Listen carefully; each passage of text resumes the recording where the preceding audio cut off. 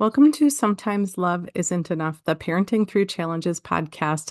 I am your host, Angie Grandt, generational healing specialist. And for this week's episode, I actually wanted to follow up on last week's episode. So last week, we were talking about co-parenting, and I was really walking through some key mindset shifts to be thinking about when co-parenting. And when I use the word co-parenting, I really am referring to anyone else that you are sharing in this parenting relationship with. Your co-parent might be your partner or spouse. It might be your new spouse or partner that is not your kids' children. Your co-parent might be your ex-partner or ex-spouse. It might be your parents, or perhaps your brother or sister who's co-parenting with you. It might be a good friend. In today's families, there are just so many ways that families are structured. And I want the takeaway message for this episode to be that no matter who is in your child's life, no matter what legal or non-legal or genetic or non-genetic relationship you have with that person, if they are a large part of your child's life, a large part of raising your child or children, that consider them as a co-parent. And sometimes this might mean that you have multiple co-parents in your family dynamics. Because when we think about the things that I want to go through today, and also the things that we went through in last week's episode,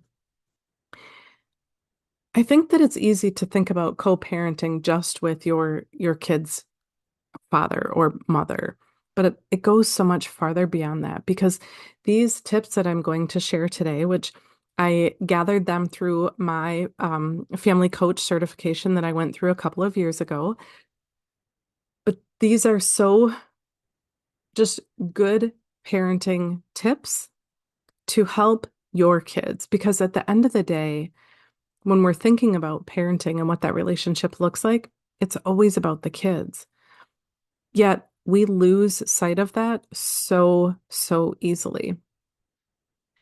Which brings me to one of the things that I want to talk about is that in our parenting relationship or co-parenting relationship, when we don't know better, sometimes we lose sight of our goal of helping our kids, right?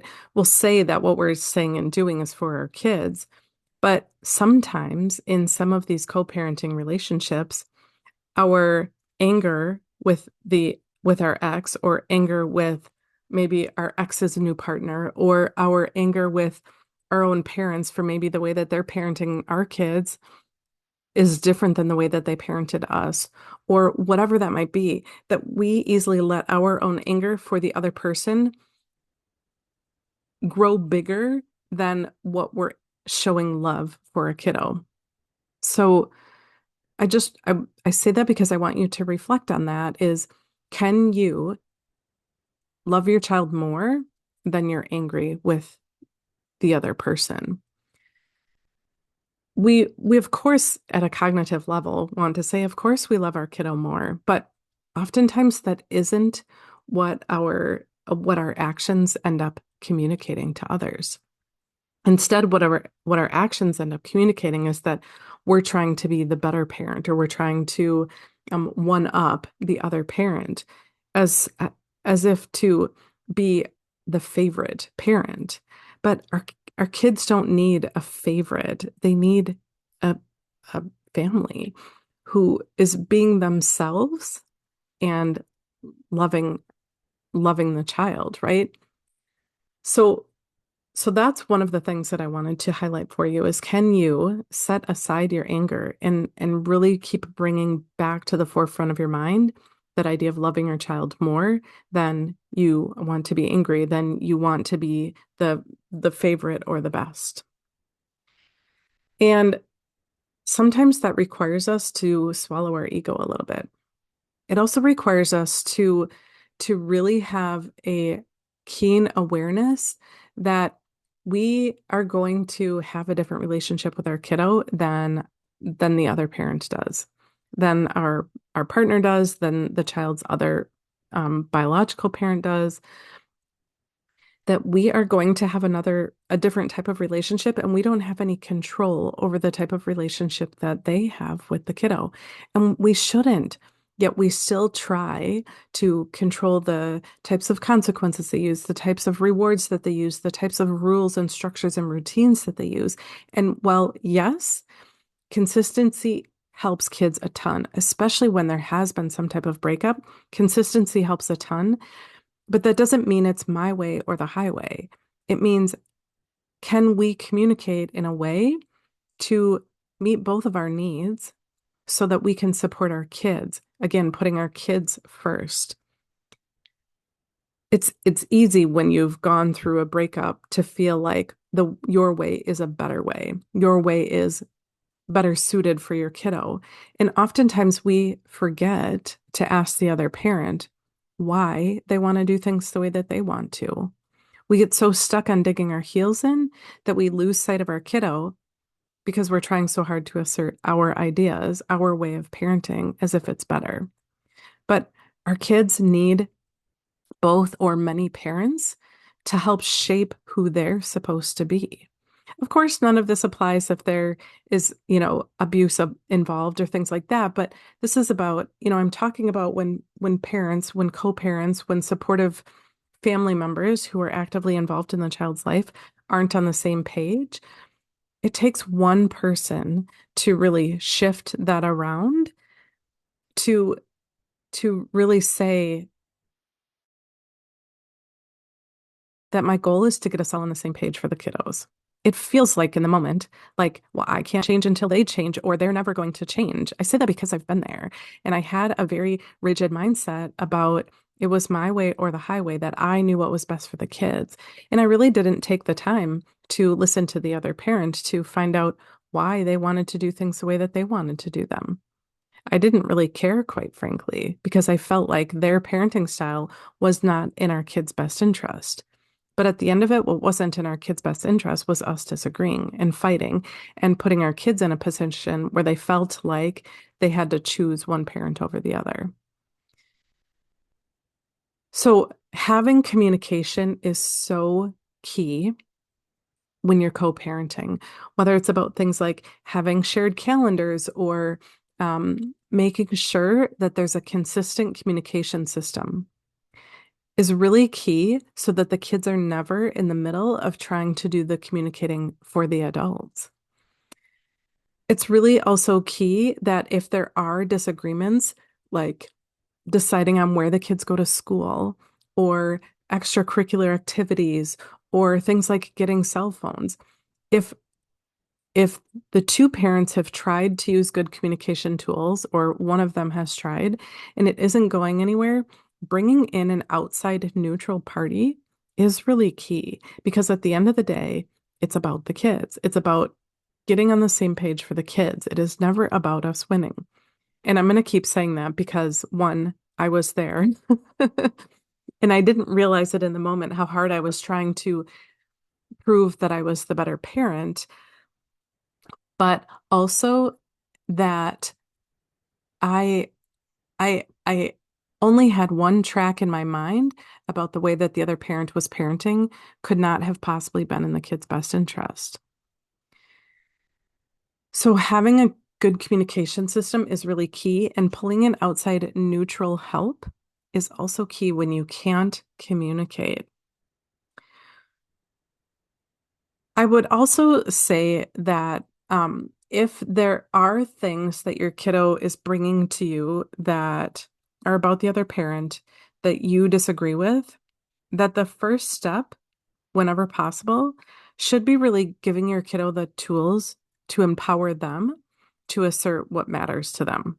Of course, we never want to put our kids in a dangerous position, but sometimes when we go to the other parent and say, this was reported to me or that was reported to me, we end up creating more tension in the relationship between the other parent and our child, or between us and the other parent, which again breaks down that communication, which is so key to putting our kiddo first. So, whenever possible, empower your kiddo to assert what matters to them as opposed to you stepping in and doing it for them.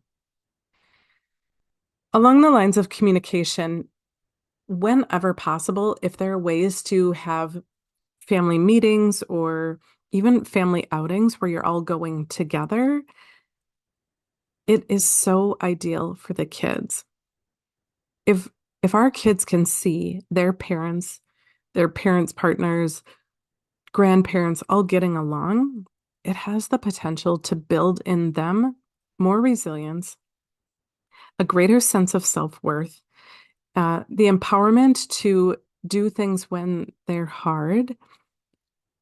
And it shows our kids that they matter enough that we were able to put aside our own adult problems for them.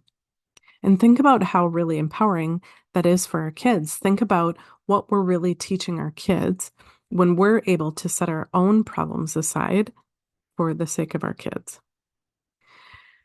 I um I've also recently heard about this idea of like house nesting or family nesting, essentially meaning that, or bird nesting, I guess it's called, which essentially means that the child has a home and the parents are the ones who have the placement schedule, right?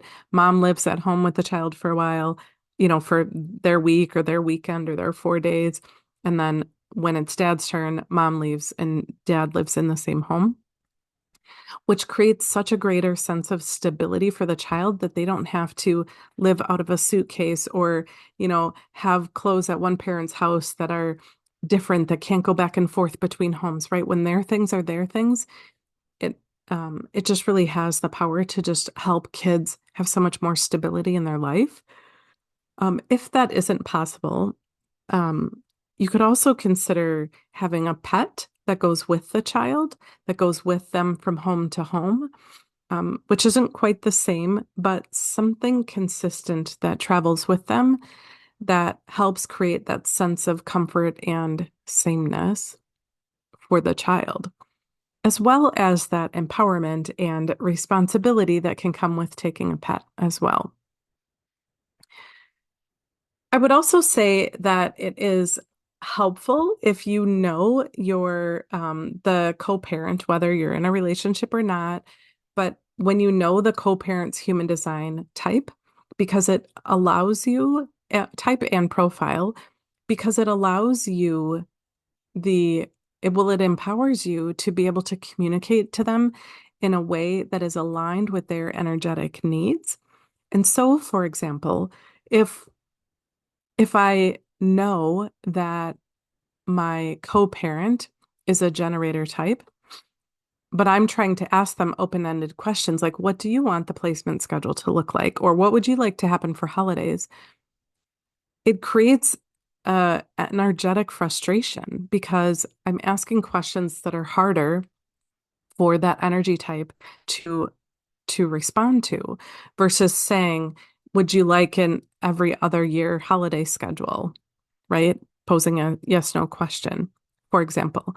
Or when you know about their profile lines, really understanding how that influences the way that they interact, the way that the other parent might come to school events or school conferences, or the way that they might communicate with your child can be really insightful as you're co-parenting because it just gives you such key insights about what they might need so that you can empower the co-parent instead of beating them down, instead of putting them in a position where it's energetically more challenging to engage in this co-parenting relationship, right? Because perhaps you know about human design and they don't.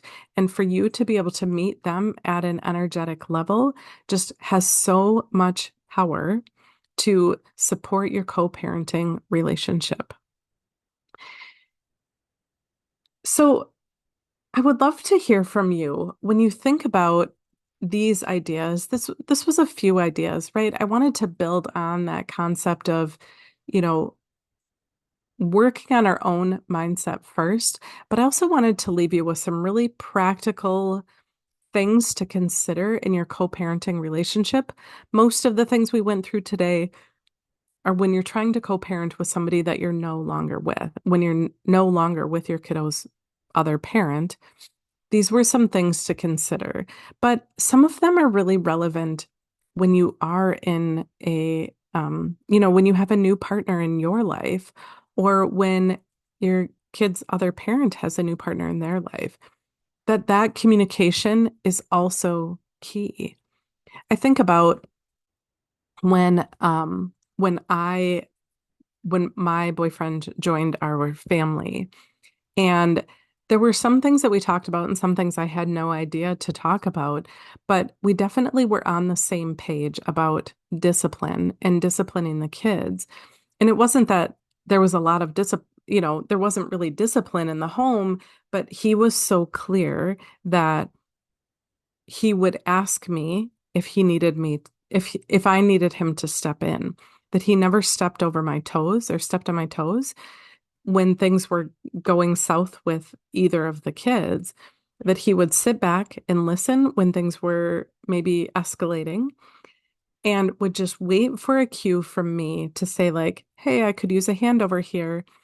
And although it was never explicitly said, we had been together for a couple of years, and I overheard him sharing this with a friend, that he felt like his role was to support me by always listening when things would escalate and to wait for me to ask him.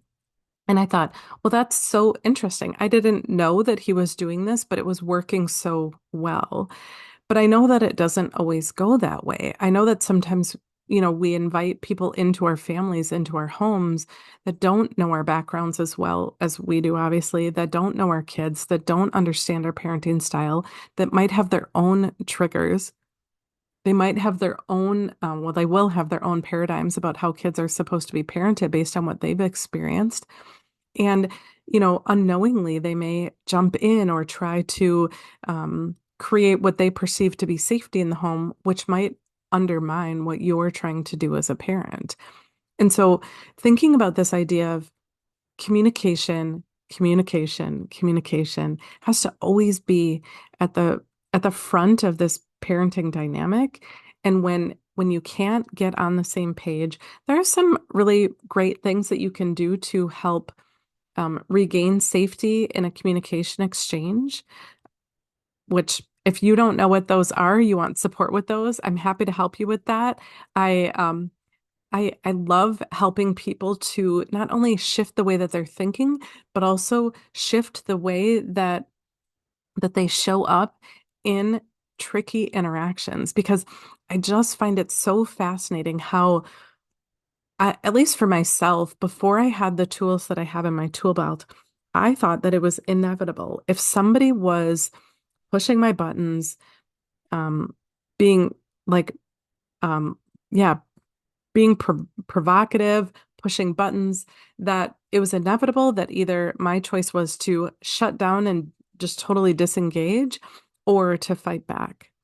But I know that that isn't true, that there are some really powerful things that we can do in that conversation when we recognize what has happened to, like a ninja, like shift things around in a conversation to regain, I don't want to say control, but to regain productive communication, even when it's with somebody that you disagree with, even when the conversation gets heated. There are things that you can do in the moment to say words or take actions that can help put the other person at ease, get them off the defense, get them back to feeling safe to share their ideas where they don't feel like they need to attack, which puts you in a position to listen, to be present, to share your own ideas as well, and to be heard. But when we don't know these things, when we don't have these tools, we just push forward and we keep pushing, and then they push back and we push harder. Or we just completely shut down and decide that our opinion just isn't going to be part of the equation. But neither of those end results has to be the truth. There could be a third option, which is communicating with somebody who you do disagree with and still coming to a consensus about your kiddo. So if you're stuck, if you don't know what to do about that, I invite you to set up a connection clarity call where I can help you not only dissect what's happening in your most important relationships, but then also provide you with some options about how I can support you in that. So I hope that you found this episode powerful in your co-parenting relationship, and I would love to hear your thoughts about all of this. So share your thoughts, send me a message, and we will chat soon.